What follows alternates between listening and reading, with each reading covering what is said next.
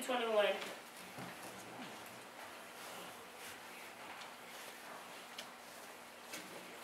Amen. But in verse 18, the Lord is nigh unto all them that call upon him, that to all that call upon him in truth. We should call on Jesus whenever we're in trouble. When we find ourselves in trouble, when we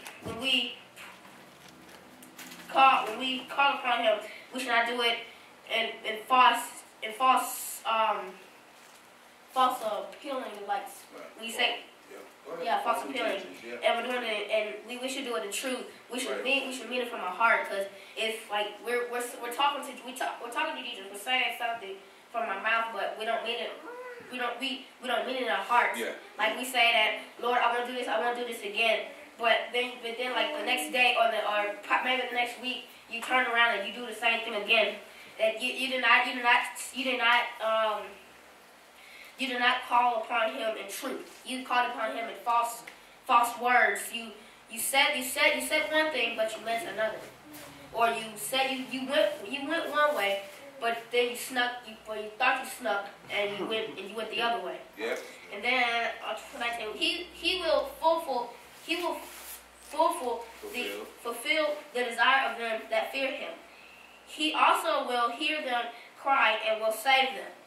Now, when we cry out, he will save us. Now, when he saves you, you should not be going back again, because when you get saved, from people, if they try to kill you, you get saved. You're not trying to run back to them, and then you're trying to get into the same mess, because then next time you might get killed. All right, instead of people coming to your rescue, because you need people that like run into trouble, and like when you run into that trouble, it's the first time you might not know that there's trouble around, but the second time, you're trying to come back to the trouble, and this time trouble it's going to come this way, and it's coming with more force. All right. But when you cry, he will save you. But then it goes with 18. When you cry, you gotta call upon him with truth. Come on, hear that. You can't do. You gotta cry out. When you cry to God, you cannot do the things that you did when you were a sinner again, because then you're gonna be a hypocrite. Yeah. All right. Yeah. Then you turn your back around, like Chanel said, when like you've been saved 20, 30 years, and then you turn around. You've come a long way from all that stuff. You come from drugs, you come from drinking, and then you turn around, you go back to all that stuff, and then you come back to more worse things than you were before. Yeah. You went to Jesus, and then all that work that you went through to come, and Jesus he helped you. In our Sunday school lesson today, we learned about Brad. He came to Jesus. And he had some problems before he came to Jesus. He had an alcohol problem, and when you come, it's just like that. But it's your heart to ask to be right. In order for you to get that healing, in order for you to get that deliverance, because if you don't really want it, he's not going to give it to you like that. He's just going to wait, because you probably don't want it. You probably just come to church, someone invited you, and then you leave. And the first time you come, you say that, I don't want to be in this anymore, and then you don't see you in the next probably 10 years, because you didn't really want it. It was just a little form of fashion that you went through to come here, and 10 years of the next 10 years you're coming back. You say that you were delivered, but then you come back the next 10 years. You say that you didn't pray again. You weren't delivered. You just went through something. You thought that you were delivered, but then you went through it, and nothing happened to you. Because when you really love Jesus, then there's a change. There's no hey, I'm here, and then like there's no church hopping. There's no hopping. Come on now, yeah. If you're church hopping, you're saying that I haven't found my home yet, then where will you find your home? Because there are certain people who are looking for the truth, but they can't get the truth because you're messing people. The preachers are messing people up, and And when you lose your way in the Holy Ghost, then what good is it for you to come back there when you've lost your way? You won't listen to the pastor. You won't listen to nobody. You won't listen to anybody. You go to holiness churches. But then, like, they're giving it in different ways, and you're like, well, that's not how that preacher gave it to me. And when he gave it to me like that I got a better understanding. Because then when you go to that church, they're giving to you, they're hooping and hollering.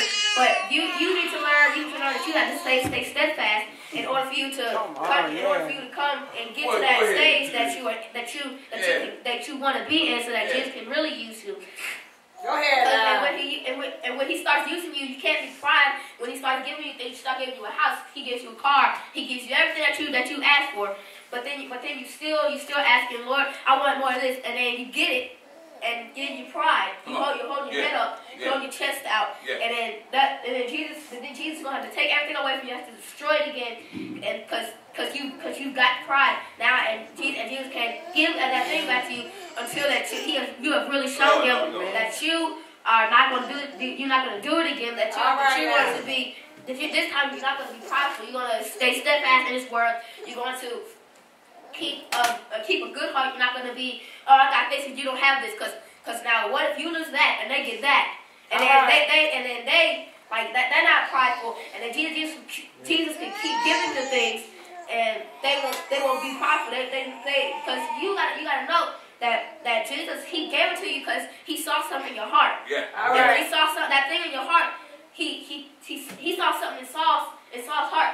He gave him to be king. Yeah. And when He gave that thing to be king, then He turned his heart. Came against God. All right, man. And then Prophet Samuel anointed David. Yeah. And when he anointed David was a man after God's own heart. Yeah. That's right. And when David became king, things happened, but he never left God. That's right.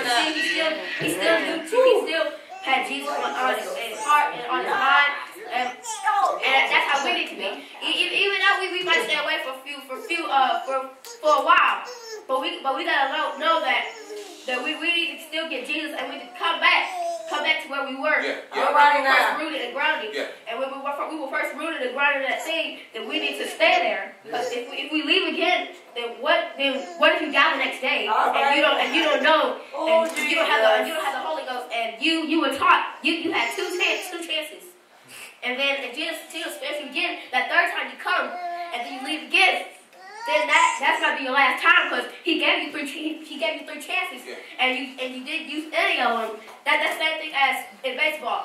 When you hit, you have 3 strikes, and when they throw that strike 3 at you're out. Yeah. There's no more chances until the next time you come. And then in life, if the next time you come, you have your 3 strikes, and you're out. You're over. If that's your third strike.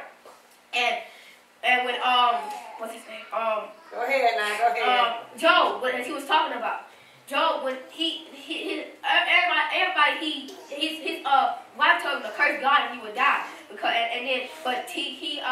he went on his knees. He was worshiping Jesus. He went to Jesus. He was praising Him, saying, in spite of, I will praise You. And like Job, and like the Bible says, he got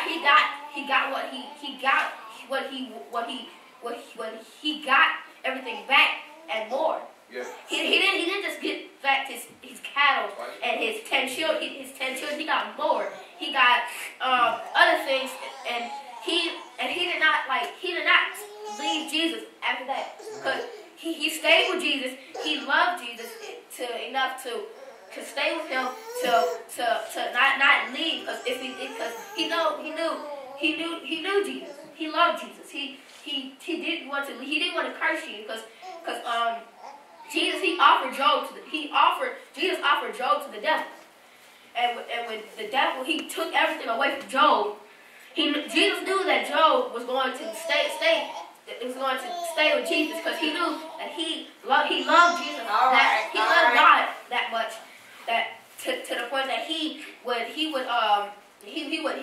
do everything with Jesus, and that he knew that even if he lost everything that he had, he would praise Him, he would worship Him, he would do whatever it took to be with Jesus. And now look at Job. He got everything back. He didn't want what the devil stole from him, because it's dirty. What Jesus, the devil, when he took that thing, he took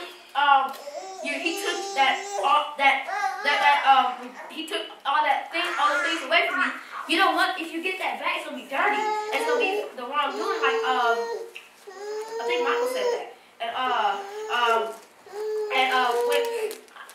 And we have to learn that Jesus, he's not to be played with. We should always love Jesus, because if we don't love him, he will soon we will have to, have to go to him.